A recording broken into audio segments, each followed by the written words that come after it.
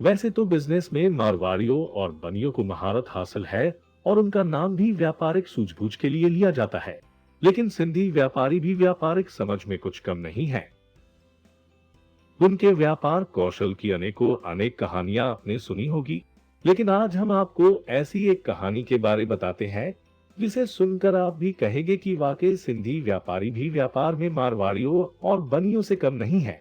मध्य प्रदेश के भोपाल शहर में फ्रूट मार्केट में एक मशहूर सिंधी व्यापारी की फल फ्रूट की दुकान है।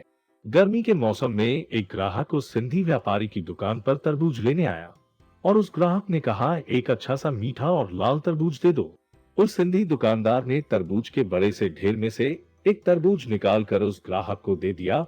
ग्राहक ने दुकानदार से पूछा, ये तरबूज लाल तो निकलेगा ना? दुकानदार ने ग्राहक को मुस्कुराते हुए कहा, लाल की पूरी गारंटी है, नहीं तो आप इसे मेरे पास वापस ले आना, मैं इसे वापस कर लूंगा। ग्राहक दिन के 12 बजे तरबूज ले गया था और ठीक 2 घंटे बाद 2 बजे के समय बिगड़ते हुए उस सिंधी दुकानदार की दुकान पर वापस आया और बोला, आपने बोला था कि ये तरबूज लाल और मीठा निकलेगा, ये तो अंदर से सफेद और स्वाद में बिल्कुल फीका है।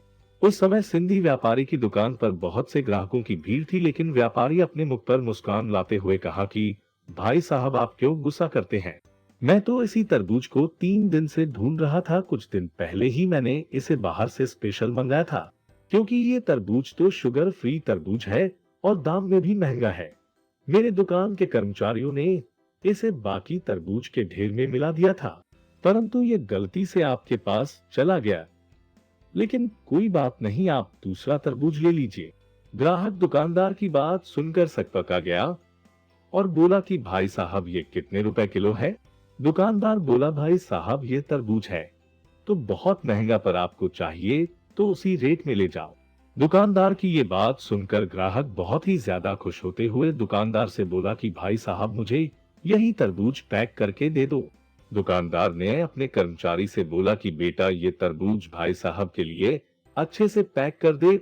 दुकान पर काम करता हुआ कर्मचारी भी ये देखकर दंग रह गया कि कैसे उसके मालिक ने एक फीके तरबूज को भी उस ग्राहक को उसी रेट में आसानी से बेच दिया, जो स्वाद में और रंग में फीका था। पैकेट मिलते ही ग्राहक बहुत खुश होकर वापस चला गया और सिंधी दुकानदार बड़े आराम से अपने दुकान के तरबूज बेचने में मशगूल हो गया। अंत में इतना ही कहा जा सकता है कि भाई, ग्राहक संतुष्ट होता नहीं, संतुष्ट करना पड़ता है। कमेंट करके बताइए आपको ये कहानी कैसी लगी। अगर आपको ये कहानी पसंद आई है तो इस वीडियो को जरूर लाइक करें, शेयर करें और इसी तरह की रोचक कहानियों के लिए हमारा चैनल सब्सक्राइब करें। जय हिंद।